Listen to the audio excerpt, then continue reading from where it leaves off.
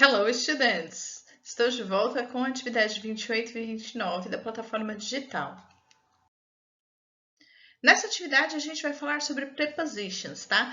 No caso aqui, prepositions de time, tempo, e place, lugar, tá? Preposição não é algo difícil no inglês, porém, a gente precisa ter bastante atenção, já que algumas preposições podem ser utilizadas em contextos diferentes, tá?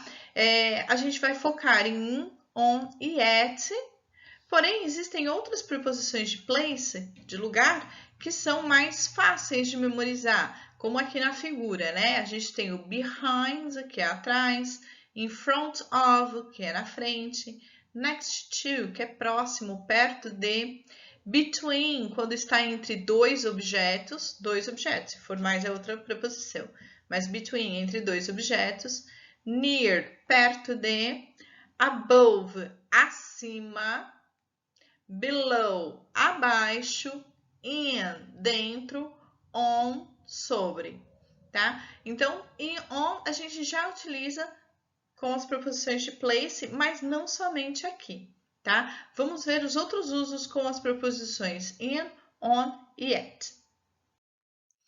Vamos começar com o time, prepositions of time, as preposições de tempo. Quando que a gente vai usar in, on e at quando a gente se referir a tempo? In vai ser usado para meses, anos, décadas ou séculos, tá? Temos exemplos aqui, né? In April, in 2015, in the 21st century, tá? A gente vai usar on para falar de dias, datas e feriados. Então, por exemplo, I work on Saturdays. Let's have a picnic on Labor Day, no dia do trabalho, do trabalhador, tá?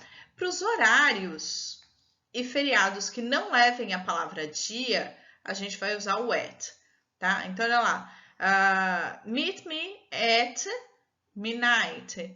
The flowers are in bloom at Easter time. Então, as flores abrocham na época da Páscoa, tá? Então, ele vai do geral para o específico. É isso que diz a questão do uso do in, on e at. Então, o in, quando for mais geral, e o at, quando for mais específico. Então, temos um resuminho aqui no quadro para a gente lembrar. Então, o in, partes do dia, exceto at night, meses, anos e estações do ano. On, feriados com a palavra day, dias dos meses e datas. E o at, feriados sem a palavra day e o tempo, tá bom? Agora vamos ver o uso do in, on e at com prepositions of place, com preposições de lugar.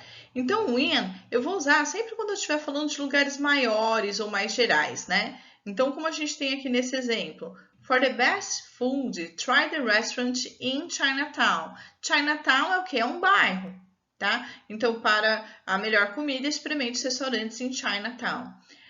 Quando a gente estiver falando de locais mais específicos, né? Ruas, avenidas, estradas e por aí vai, a gente vai usar o on. Como nesse exemplo aqui, ó. You may know that President Trump lives on Pennsylvania Avenue. Então, você deve saber que o presidente Trump mora na Avenida Pensilvânia, tá? Quando a gente for usar o at, a gente vai estar falando de endereços mais específicos, cruzamentos, então a gente vai dar o endereço certo, né? Completo, no caso, o número, rua e tudo mais, né? Então, olha lá no exemplo. Come to White House at 1600 Pennsylvania Avenue. Então, venha para a Casa Branca na Avenida Pensilvânia, número 1600, tá? To be exact, it's at the corner of Constitution Avenue and 15th Street. Então, ele está falando aqui também, ó, tá falando do cruzamento, né? Então, para ser exato, ele fica na esquina da Avenida da Constituição e a 15ª Rua, certo? Então, é a mesma coisa, a mesma ideia quando a gente usa ela para time, essas preposições para time. Ela vai sempre do general para o specific. Então, sempre do geral para o específico. Então, o in para coisas mais gerais, como bairros, cidades, países, lugares com uma fronteira. O on, para ruas e avenidas, ilhas, veículos grandes, quando a gente fala, né, on the bus, on the train, e superfícies.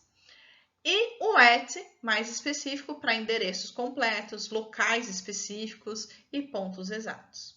Tá bom? Sabendo disso, então a gente vai fazer o primeiro exercício aqui para praticar um pouquinho. Então, escreva a preposition correta em cada frase. Em seguida, escreva se a preposition se refere a tempo ou lugar, tá bom? Então, olhando a frase, a gente tem ali, né? I'm going to travel December. Então, eu tô falando de mês. Com o mês, eu vou usar qual preposition? Vai colocar aqui. Se eu tô falando de mês, ela é uma preposition de tempo ou de lugar? Ok? É isso que você tem que fazer simplesmente, tá? No exercício 2, a gente vai fazer sobre essa imagem aqui, tá? Que nós temos algumas pessoas aqui fazendo alguns exercícios. Esse exercício 2 e o exercício 3, eles são uma revisão da atividade anterior que fala sobre o present continuous. Lembra que o present continuous tem aquele estrutura de verb to be mais o verbo principal com ing no final. Tá? Então, tem que ter essa estrutura aqui para completar as frases desse exercício. Então, a gente tem na figura o Sam, o Alan, o David, a Mary, a Helen, o Tom e a Bridget, tá? Então, olha lá os exercícios. Complete as frases com os verbos no present continuous de acordo com a imagem. Então, run, correr, play, jogar ou brincar, drink, beber, listen, ouvir, read, ler. Então, olha lá. Tom e Bridget, o que eles estão fazendo? Soda. Soda é refrigerante. Então, eles só podem estar bebendo. Né? Então, Tom e Bridget são duas pessoas. Qual é o formato do verbo to be para duas pessoas? Are. Então, Tom e Bridget are. Verbo beber, drink.